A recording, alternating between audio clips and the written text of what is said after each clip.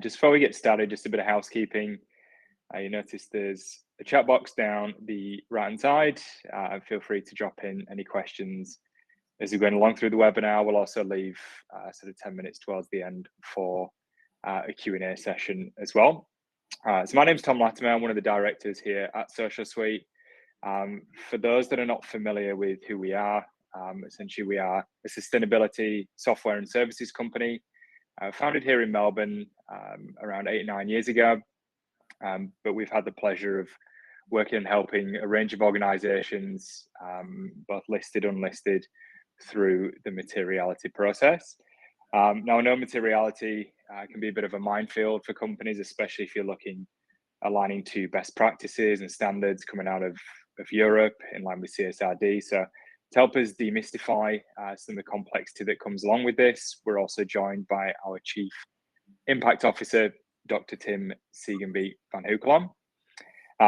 Before I hand across to Tim, it'd be good just to understand from people that join in this webinar, just where your maturity would sit in relation to materiality. So I'm just going to share a poll on the right-hand side. It'd be good if you could just answer whether you're at the beginner stage and you're just starting to explore materiality, whether you're in the process of actually developing and looking to run a materiality process, or whether you're a bit more advanced and further down the track and you're already running it and it's integrated into your business processes and strategy. So I think, Tim, we've got a bit of an even keel across the board. I'm not too sure if that helps drive the narrative, but I would like to hand across to yourself. Excellent. Thanks, Tom, for that introduction, and welcome everyone. So today's focus, I'm going to talk about unlocking the secrets of double materiality. So I'm going to do that in 3 ways, really. I'm going to start out with materiality and really briefly focus on what is materiality and why is it important. And that is really for the so-called the beginners here that just want to know a little bit more. I'm not going to spend too much time on it. I really want to get into that best practice. So how to run a best practice double materiality assessment aligned with the requirements coming out of Europe from the European Corporate Sustainability Reporting Directive, CSRD. You'll hear me use that acronym a lot of times. So that really means that legislation in Europe. And why are we focused on that here in Australia? The main reason being that they're really kind of being trailblazers around sustainability at large. And that legislation really requires companies to every year, as part of their process, as part of the compliance, the reporting they have to do, they have to run a double materiality assessment. And it outlines some of the key requirements that a materiality assessment should include. So it really provides a good framework on what double materiality is and how it should be done. That definitely leaves some flexibility still around, how you actually implement that. But mostly it's really becoming quite quickly best practice. You could argue even the gold standard now for doing a materiality assessment. So we see that, and that's why we're focusing on that. And then finally, what are some secrets or actions and tips that can really help you improve the process and make you think about some things that might not be that obvious? That's what I'm going to take you through in the next 25 minutes or so. And as Tom said, throughout that process, put any questions you have in the chat on the right-hand side. I'll try to address them if they're at the right time immediately, and otherwise we'll keep them till the end to see if we can get through them. So first off, let's talk a little bit about materiality in relation to sustainability and why is that important. In a sustainability context, materiality is really still the importance of an item of information to a decision maker. But that sustainability context is really kind of separating 2 perspectives there. On the one hand, if we look at the left here, it's financial materiality. So that is really sustainability related risks and opportunity that the business is facing. So anything related to sustainability that might have some impact on your financial performance, on your bottom line, so to say. That is the impact of the world on you. But you can also look at the opposite there. How is your business impacting the world around particular sustainability topics? So impacts on the environment, economy, and people, both positive and negative impacts there. That is what we call impact materiality. So we see on the left side financial materiality mostly associated with risks and opportunities to the financial performance of the business. And on the right hand side there we see impact materiality, impacts the business is having, positive and negative, on the world at large. Bring those two components together, those two perspectives, and that's when we talk about double materiality. Now, previously, you might have done a materiality assessment and done either one or the other in terms of you focus on financial materiality or you're focused on impact materiality. And generally, you could say if you've used one of the quite well-known and common reporting frameworks like the Global Reporting Initiative, GRI, they're very impact focused. You've kind of looked at impact materiality. Whereas if you focus more on the IFRS SASB approach, that is really focused on risks and opportunities, financial materiality.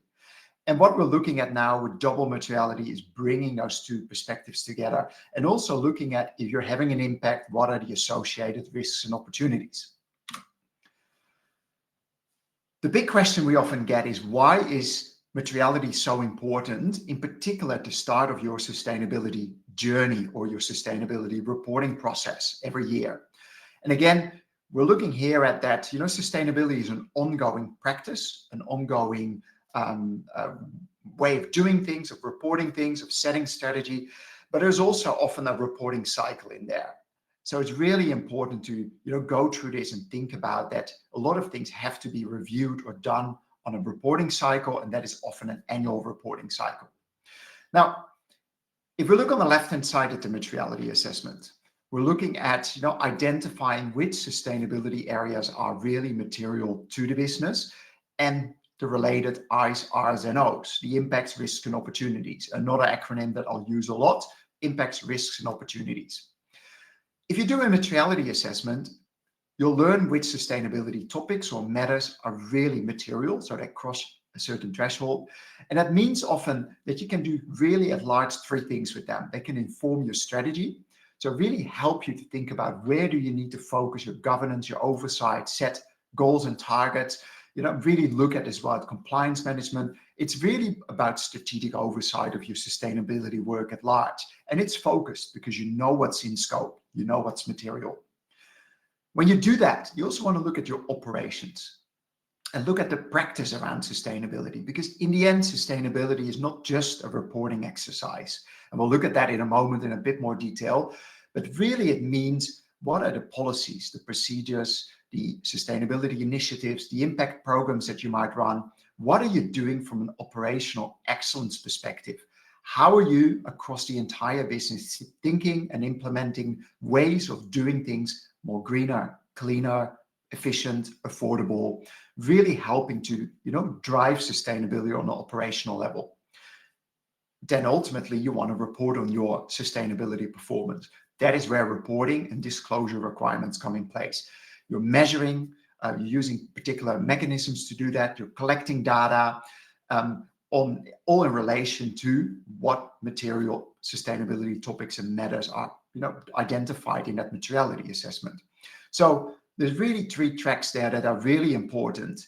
And with that materiality assessment at the start, you're informing all three of them, and they're linked to each other. You often set a strategy, you implement practices, and you report on your performance, both on strategic level and practical level there. What we see happening a lot is in that reporting kind of journey there, the sustainability journey, is that you could say there are two kind of approaches to materiality or that journey there. The more strategic approach is starting with a best practice kind of approach with materiality to inform this. So a little bit what I just outlined there. But we see a lot of companies that are coming from almost the opposite end into doing materiality or into the journey there. They often start with compliance, with reporting as a gateway into sustainability. What happens there is there is either legislation or compliance that is suddenly becoming relevant to a business, or that other requirements around reporting from investors or other key stakeholders that say, we need this information from you. You need to disclose this particular data point or information. That is then the entry point, and they start to work their way back. We're now reporting on something that we have to do for a particular reason, but we have to disclose information. How do we improve that? They're looking at practices. So what are we going to do on a day-to-day basis across the year to improve the data that we're collecting and the processes in place? How can we then do that in a more strategic manner? And how do we actually know where we should be focusing our attention? And then you get to the materiality assessment again, saying, well, if you go through that assessment, you'll work out what is important, which informs those three things. So I think it's really important to keep in mind that you might have entered it from a compliance or reporting kind of gateway approach, but it's really important to do this exercise and do it annually as well, because it's really important to check and see where you are and inform, has anything changed? What is then the real impact and value of materiality? So that was quite theoretical. Like, how does that work then? So if we look here at an imaginary materiality assessment with some topics that are material here, and let's pick out carbon emissions. So first of all, what do we need to report then? Well, that's quite common. Investors generally, but also now with compliance coming in, they want to know your carbon footprint. Report the amount of GHG emissions across scope 1, 2, and scope 3. Now, you're doing that, but then you're saying, well, we might also need or want to set goals and targets. So then you're looking more at that, the strategic realm there. We want to be net zero by 2040 or cut scope 1 emissions by 50% by 2030. Goals and targets are being set, but what are you doing then on that practical operational level there to actually make sure that you're hitting those targets?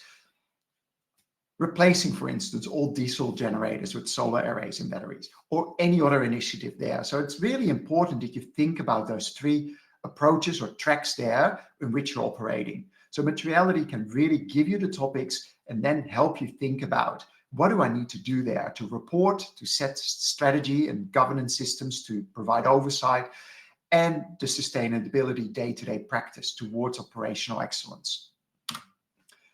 That was a really brief introduction about materiality and why it's important, but what most people want to know is how to then run that best practice double materiality assessment. So that's what I want to look at next. Running a materiality assessment, there's a lot of different ways. You can talk to 100 sustainability practitioners or consultants or advisors, and they each give you a different approach. Now, there is on the left-hand side of the spectrum the simplest version of it, and on the right-hand side, the deepest or most complex and probably best as well approach. So you might have all these type of approaches there. To really quickly run through that, on the simplest version is what I'd like to call the captain's call. And really what it means, someone in a business, an executive, just handpicks a few topics and says, that's material, let's move on from there. Not a very good approach. You move across that spectrum then to the right-hand side where you have a bit more internal consensus. So you might have an internal committee that picks a few topics there. You then go into more stakeholder engagement. You might also ask external stakeholders around, like, how are you impacted? What do you think? Sometimes these are single focus, so that could be just on impact or just on that risk and opportunity perspective, financial materiality. There might be a blend there as well. And a lot of the conventional approaches, like I flagged around SASB or GRI, are more single focused. Some might have that external component in there. When we move to the right-hand side there, we get a bit more into the area closer to CSRD. We see there's more internal and external, both. It's double. We're looking at both perspectives. We're going to look at the full value chain, and we'll pick that up a bit later as well. And we're really going to kind of, do more of a comprehensive exercise there. So the farther right there on the spectrum, you're really getting into that approach that we're going to look at today. First up then, already flagged, European Union, the Corporate Sustainability Reporting Directive, they've made double materiality the key basis for sustainability disclosures. So companies now in the EU, 50,000 companies need to do this. They need to report annually a sustainability statement that goes with a financial statement, and that needs to be based and informed on double materiality. So performing a materiality assessment is required, it's necessary. And as you do that reporting every year, you have to do this every year as well. There's quite a misunderstanding still in the market that people think you can do a materiality assessment and then do it again in 5 years. A lot will change in 5 years. Are you only assessing your financial risks every 5 years? No, you have a process in place. You have an enterprise risk management system. You probably have a board meeting every year to review the risks. So with materiality, yes, the first time you might need to do a large exercise, but once that is in place, every year at a minimum, you need to review that, touch upon it, conduct some more engagement there. But if you have that all in your platform, you can do that review, and it is a requirement. Another component then is you have the actual standard, the European Sustainability Reporting Standard, ESRS 1, that says you have to do this. But there's also guidance, implementation guidance about that materiality assessment issued by the European Union. And they say that there's not a specific process or sequence of steps that is mandated. So they give you the framework of what needs to happen, but they don't tell you exactly how that needs to happen, because they do respect that every company is different and there's no single solution for every business. So there's definitely some flexibility. So that is really one of the caveats for today as well. We're going to take you through a process here that is aligned with CSRD, but it is not the one right way to do things. There might be different ways. You might instrument it slightly different, sequence it in a different way. But this is definitely what we're going to go through, really based on aligning with CSRD. So what are the key requirements then that the CSRD or ESRS sets about doing a double materiality assessment? Well, the first we spoke about, it needs to be double. You need to look at impact materiality and financial materiality. The next one is you need to assess your full value chain. So you need to look not only just at your supply chain, you need to look at upstream, own operations, and downstream. So you need to go through that. You need to use the ESRS topics. So they've identified 92 sustainability topics in a hierarchy of 3 levels. You need to assess those topics and see what is relevant and what are you, potentially, is material to your business.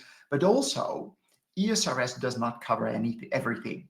There might be other, what they call entity-specific topics that you might need to include that are really important to your industry or your business that don't sit in those ESRS topics. They're not exhaustive. So that's quite important. And you might find those topics in GRI or CESP. So make sure to look at that. You need to identify all actual and potential IROs. So it's a long list. You're going to go through your value chain and use those topics to come up with a register of all the IROs.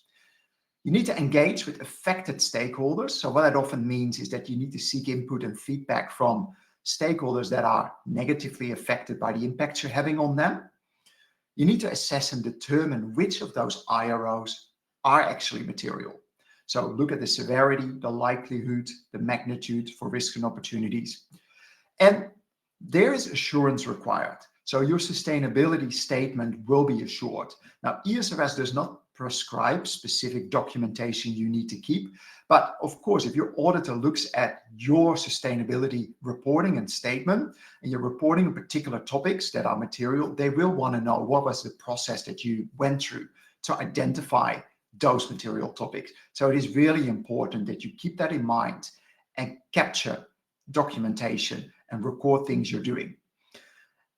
And finally, then what you need to do is use those material topics to disclose on the various ESRS topic standards that they have. So these are some of the key requirements. There's definitely a lot more detail around some of these areas or in between these areas, but these are key things that I want to run through today.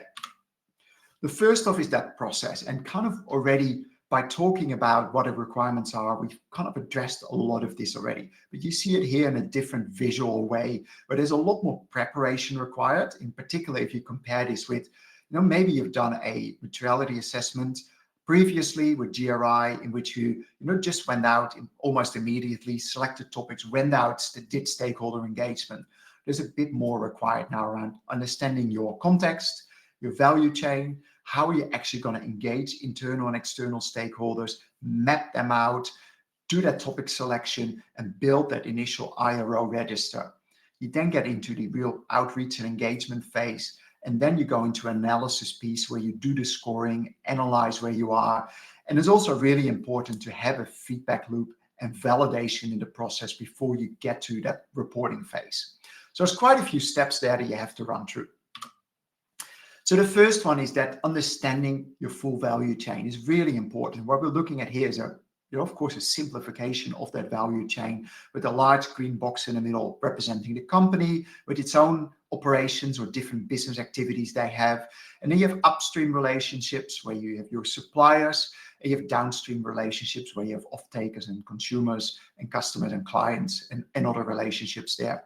Now, what we see then is there are risks and opportunities and positive and negative impacts across that full value chain there. And that's what we need to start to map. We need to understand in the upstream, where are some potential impacts that we're having? And that could be impacts that you're having due to the relationship you have with a particular supplier. If they're supplying you a raw material that they're mining, then that mining might have impacts on local communities. It might have pollution, environmental degradation. There's a lot of impacts. And those impacts then can then in turn have associated risk and opportunities around them. So it's really important to start to understand that value chain first, to really be able to go into that IRO mapping in a later stage.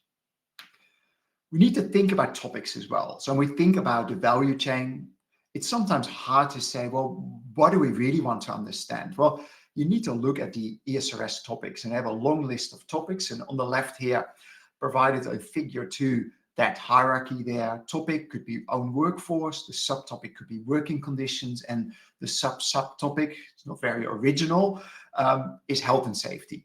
So they have this hierarchy built in there, and then under there they say, so what is then the impact, risk, or opportunity related to that? So in this case here, health and safety, potential negative impacts from exposure to substances of concern. So that's how you need to think about the topics and linking them then to your value chain and to your topics. And as I mentioned, you have to go through that full list from ESRS. And the main thing that you want to do there is you want to exclude topics. So start with the list with all the boxes ticked and go through each one of them and think, is this something that we immediately know is definitely not relevant to our specific business?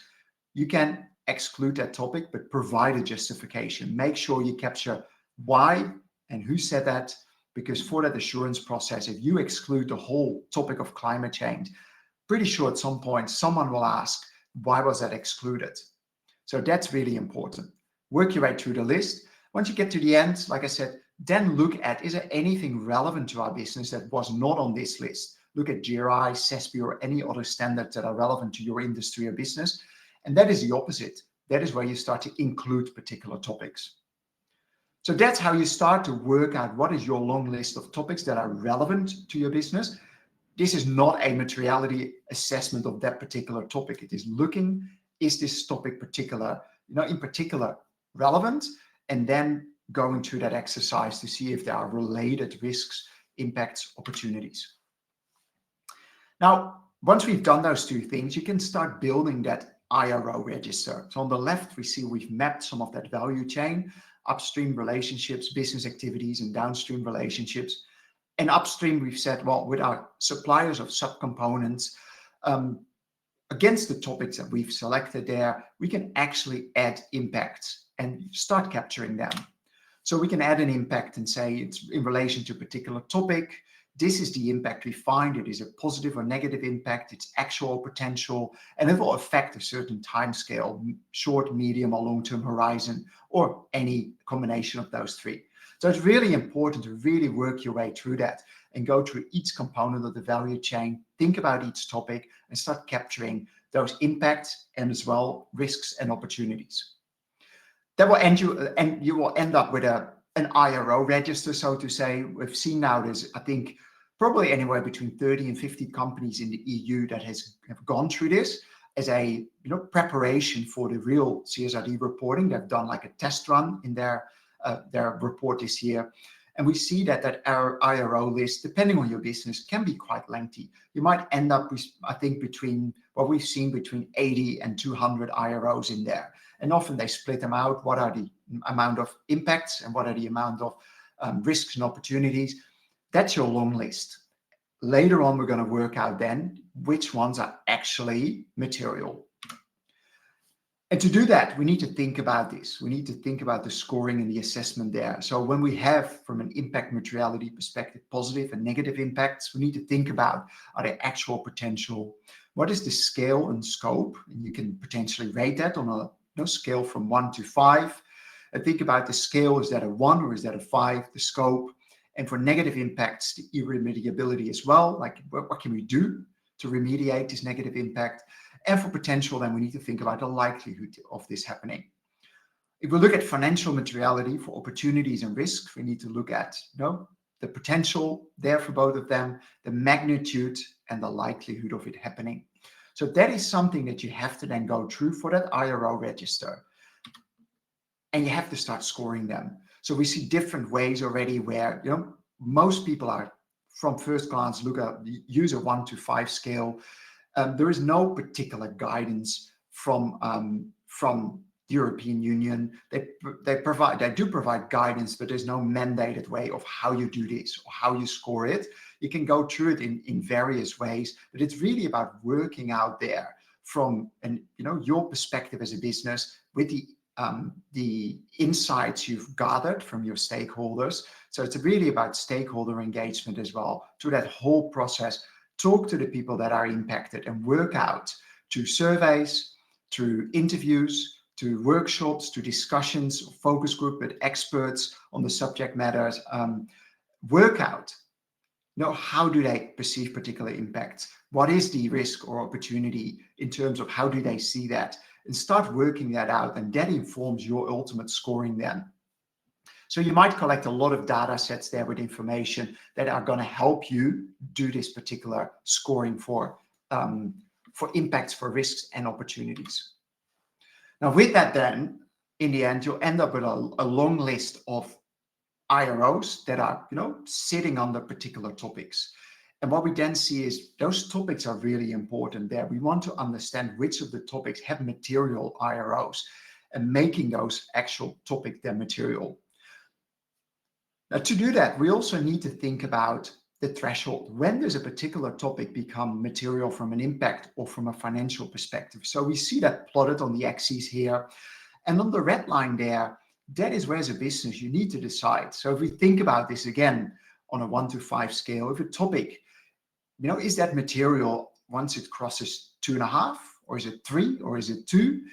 When it scores at a certain level, it becomes material, but where do you draw that line? Again, there is no right or wrong way to do that, but your rationale is really important because, again, your auditor will ask you about, how did you get there? What's the process? Who decided that? Where did that come from? So it's really important to think about that.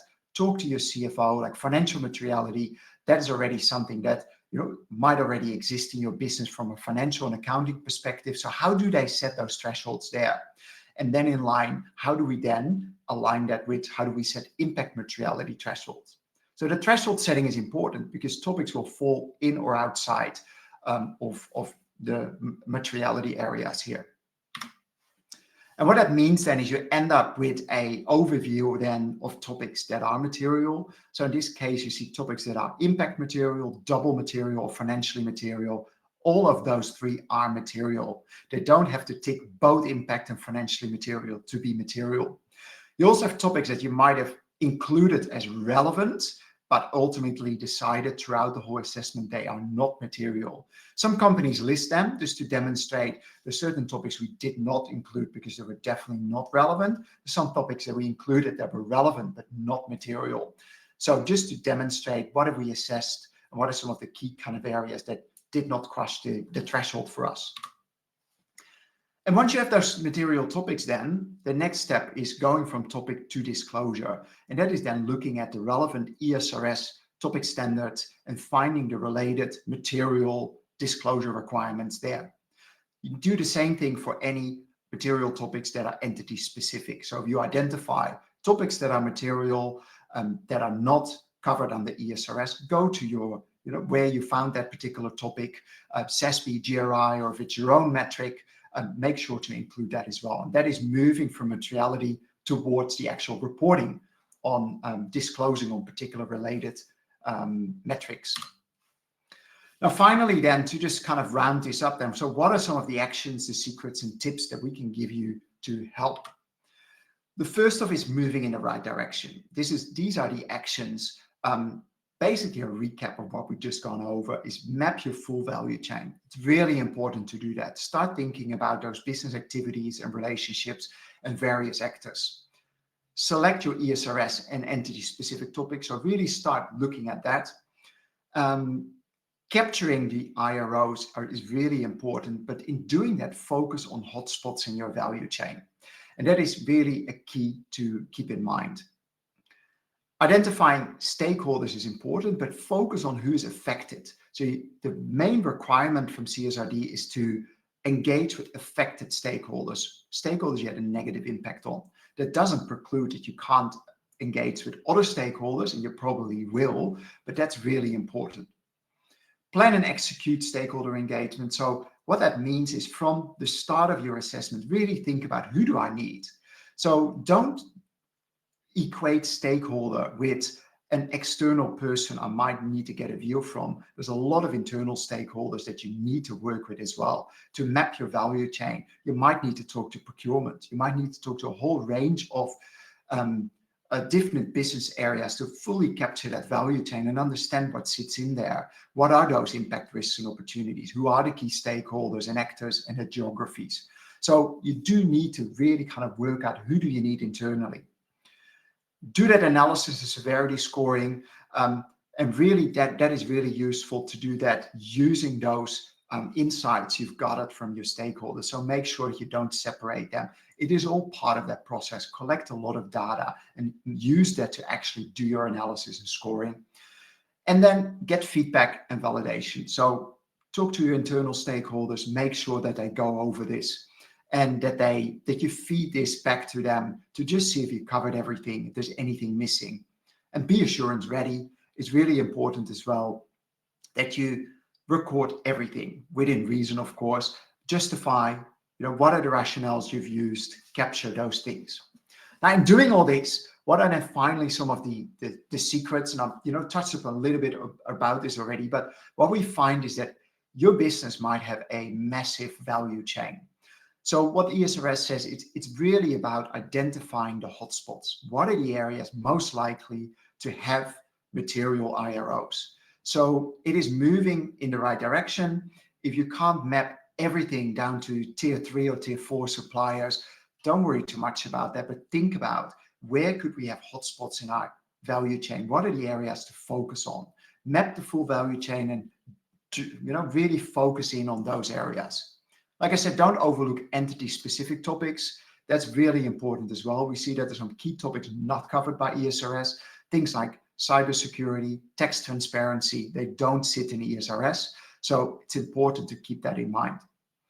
When you write your IROs, be specific, be detailed. What is it really, and how does it relate to your business? We've seen very generic statements around an impact or a risk or an opportunity. And that is easy because you can copy and paste them, or you can, quite easily put it, but does it really provide you the level of insight you need to then do that severity scoring? With your stakeholder engagement, target it.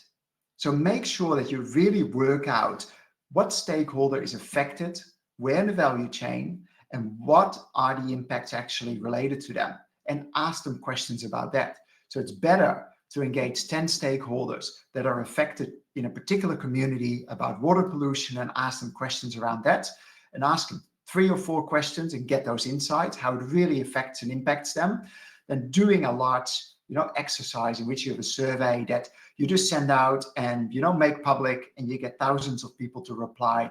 But are they really your stakeholders? And do they really know what they're talking about? So you might get good engagement or a lot of information coming in, but the quality of that information is low. And what does it really tell you? So targeted stakeholder engagement is key.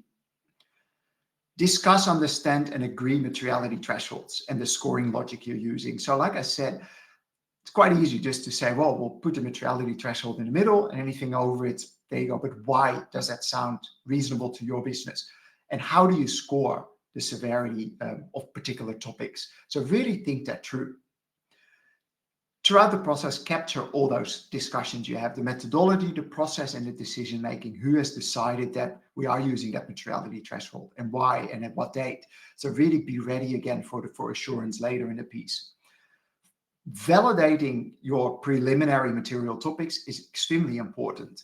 There's a really good example actually floating around at the moment on LinkedIn, where we've seen that a significant company, like a real big company that everyone knows, they did their materiality assessment aligned with CSRD, and they have a global workforce, I think, of 20,000 people, but their own workforce is not a material topic.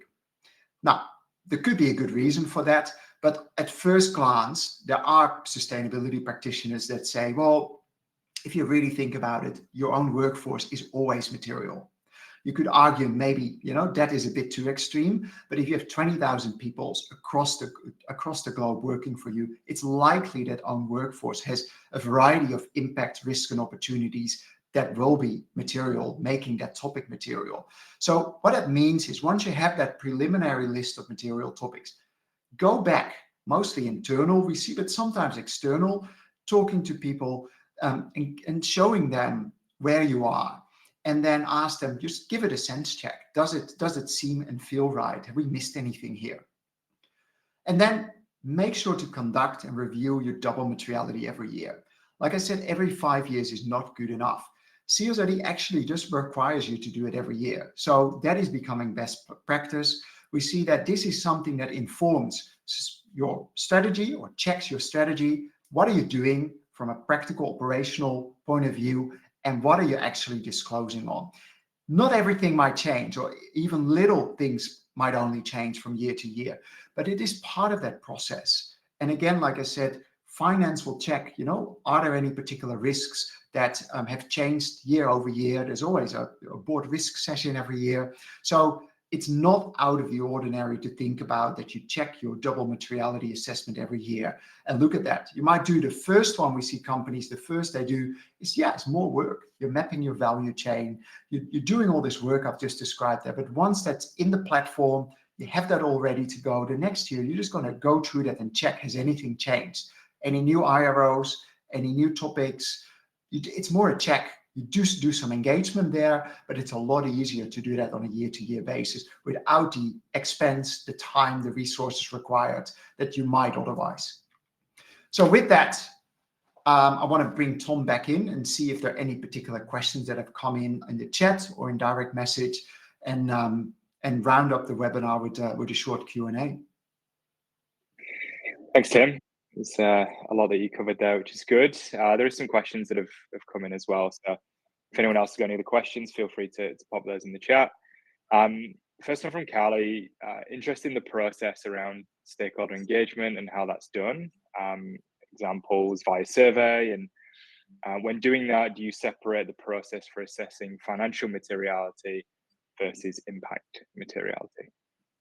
Great question. And I think that from what we see is the area most people and companies struggle with is with stakeholder engagement. A lot of the other things are just working your way through the steps. It's hard work, but it can be done. And it's pretty straightforward. The stakeholder engagement, and that is where EFRAG and the EU are pretty mute on as well. They say you have to do a certain level of engagement. You have to engage with affected stakeholders. But how particularly that is done, there's not a lot of guidance on that, and talk to anyone and they'll give you a slightly different way.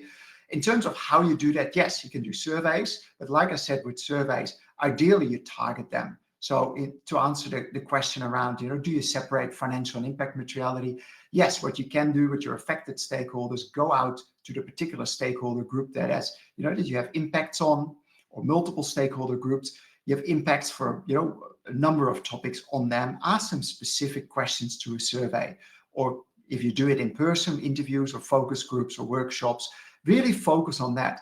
Don't ask, do a survey or a workshop about everything under the sun that people feel like I have no idea what you're talking about because it does not impact me.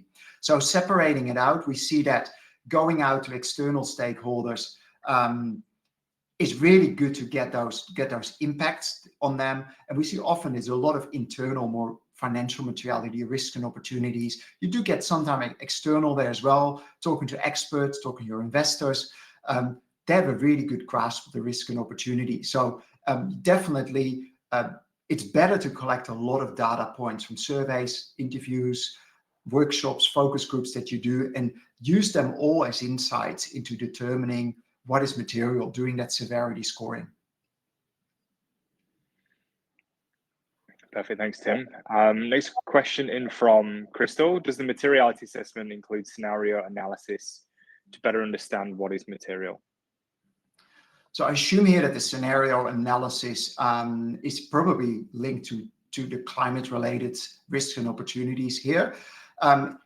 you're not required to do that scenario analysis. You can definitely do that. And what we do see is that people say, well, I do need to work out from a compliance perspective, or just in general, what are my climate-related financial risks and opportunities there? So I do want to go through that exercise. You can, of course, use scenario analysis in that as well if you do want to do that. But it's really useful to do a larger materiality assessment to include, really get down to that impact, risk, and opportunity level, because in doing that, you're also capturing your climate-related risks and opportunities. So you're not doing two separate exercises.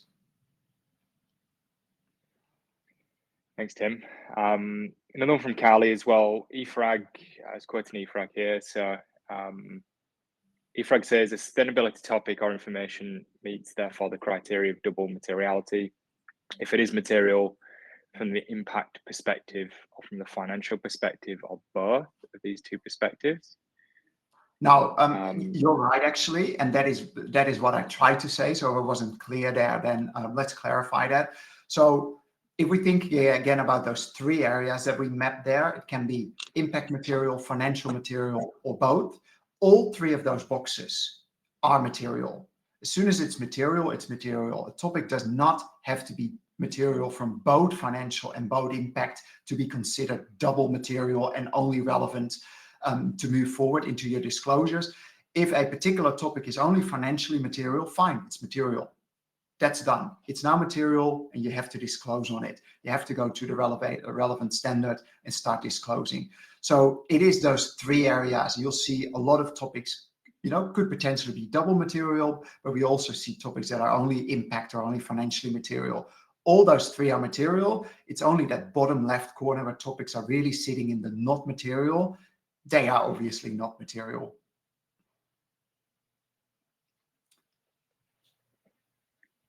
Yeah, I think just put another comment in there, Tim, but asking about double materiality definition. That's who. So the double materiality assessment means you're looking at both perspectives. But for the purposes of doing the assessment here, a topic is material, so to say, if it ticks one of those three boxes. The double materiality assessment, so to say, means that you're doing an assessment looking at identifying topics that are material from those two perspectives.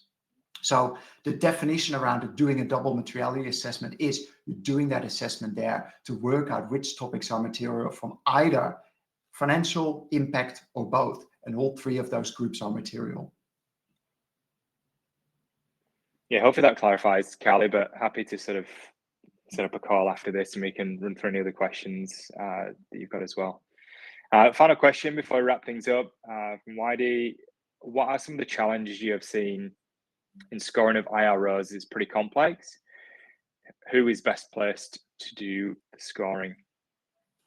It's an excellent question, and that is definitely another area a lot of companies struggle with. So first off, what we see is companies themselves often create that IRO list, which makes sense, but they do check that with their stakeholders to go out and ask them, these are the impacts I've identified. Sometimes you get that people get to score, directly on those skills, scope, likelihood, but more likely because, stakeholders might not have the full grasp of, how that works. They're just asked for a more simplified score that gives you some sense of how they see that. So you might get a survey with scores back, but also with insights on particular impacts that are missing, or particular topics that are more relevant than other topics. So you're collecting both qualitative and quantitative data there. All those data sets, interviews, the same thing. You're talking to people, you hear from them what is important, what is not, how are they impacting. All those data sets should help you then in the end come up with a list of, IROs, give you the idea of where that sits on a particular impact. For example, you might see that your stakeholders pretty consistently scored at a 3 or a 4. Would you then score that a 1? Probably not. You would probably be more likely to say, well, my stakeholders, I have a lot of data points here that point towards that there is a 3 or 4 score out of 5 on the scale of this particular impact. So I'll go with that. The main challenges are as well, how do you actually define the scale and the scope in terms of like, what does a 1 mean? What does a 5 mean? It could mean different things for different topics. So that's something that people are trying to work out and trying to, is there, you know, common scale we can use? How do we define that? The scoring then ultimately is often done, you know, by a sustainability officer in a business or a consultant that runs the assessment and does the scoring, but it's often then, you know, validated, and that's that process where you go through validation. Like, you know, this is what we've seen from our stakeholders. This is ultimately how we score it as a business. Are there any areas that are, you know, out of whack, for that matter, where stakeholders scored a 4, and you say, well, from our business perspective, really, we think it's a 2. Provide a rationale there. So there's a lot of complexity in that IRO scoring there. So a lot of companies are working their way through. The other challenges we see is that if you have under a topic, let's say 6 impacts there, quite a few of them score relatively low, but there's one that scores a 5, that is, you know, a material impact. Then do you just average the scores, and then because there are 5 that score really low and 1 that scores high, the topic is not material. Probably not the best approach. So if one topic really scores high, does that automatically make the topic material? It's a good question. So there's a lot of people trying to work that out. How do you have those under each topics, the IROs there influence then whether the topic is or is not material? So there's a lot there, and I'm happy to talk a bit more offline about that if anyone's interested. Perfect. Thanks, Tim. I think in just a light of time, we'll wrap things up there. We will send across the slides and also the recording around to everyone as well if they want to sort of retune in, or feel free to distribute to anyone else in the organization. Obviously, Social Suite does have a platform that can help streamline this process for organizations. So if there's interest in terms of understanding if it could be a fit for you, then feel free to jump on the website or reach out to any details. But appreciate everyone taking the time, and hope you have a good rest of the day. See you later.